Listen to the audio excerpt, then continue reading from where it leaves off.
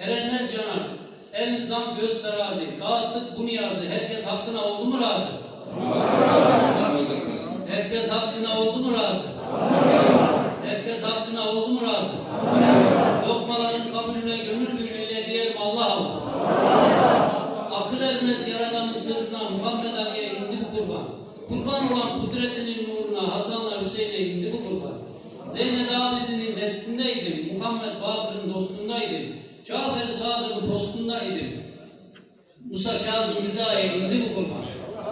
Muhammed Taki'nin narındaydım, Ali el-Hakim narındaydım, Hasan Vasker'in sırrındaydım, Muhammed Mehdi'ye indi bu kurban.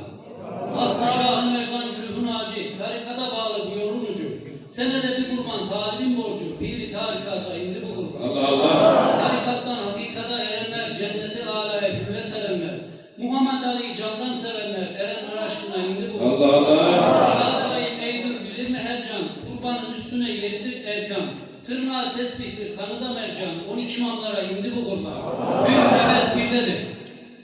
Destur bir müstişah Allah Allah! Allah Allah!